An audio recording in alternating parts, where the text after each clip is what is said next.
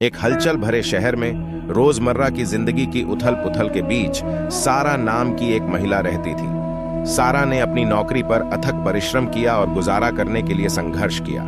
वह हमेशा जल्दी में रहती थी, बस पकड़ने के लिए दौड़ती रहती थी। उसके पास कोई समय नहीं होता था। एक मनहूस सुबह, जैसे ही सारा अपनी बस में चढ़ने की जल्दी में थी, उसने बिना देखे ही अपना बटुआ गिरा दिया।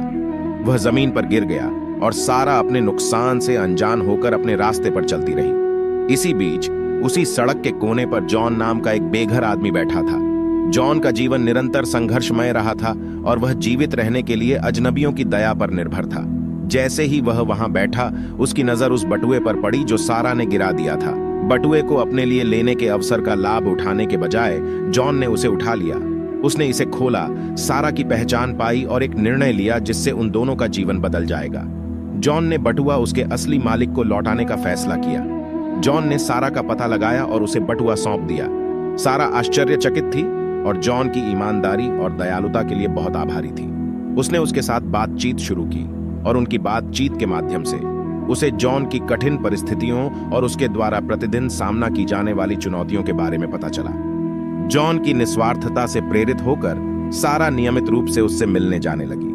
वह उसके लिए भोजन, गर्म कपड़े लेकर आई और उसकी बात ध्यान से सुनने लगी। उनकी दोस्ती मजबूत हो गई और सारा को एहसास हुआ कि वह मदद के लिए और भी बहुत कुछ कर सकती है। सारा की सहायता से जॉन ने रोजगार के अवसरों की तलाश शुरू कर दी। सारा का दृढ़ संकल्प और समर्थन तब सफल हुआ जब जॉन को अंततः नौकरी मिल गई। उन्होंने अपने जीवन का पुनर्निर्माण करना शुरू किया और यह एक ऐसी यात्रा थी जिसे उन्होंने एक साथ शुरू किया। सारा और जॉन अपने जीवन को बेहतर बनाने से नहीं रुके। उन्होंने अन्य बेघर व्यक्तियों की मदद के लिए एक विशेष कार्यक्रम आयोजित करके अपने समुदाय को वापस लौटाने का फैसला किया। साथ मिलकर वे समुदाय तक पहुंचे और जीवन के सभी क्षेत्रों के लोग इसमें शामिल हो गए। दान आया, भोजन, कपड़े और समय। यह आयोजन जबरदस्त सफल रहा और इसने समुदाय को एक साथ करीब ला दिया। जॉन ने दयालुता की शक्ति और उसके जीवन पर पड़ने वाले प्रभाव के बारे में एक प्रेरक भाषण दिया जिससे श्रोता गहराई से प्रभावित हुए। अंत में सारा और जॉन की दोस्ती ने हमें दिखाया कि दयालुता की कोई सीमा नहीं होती। इसमें जीवन बदलने, दिलों को सुधारने और दूसरों को प्रेरित करने की शक्ति है।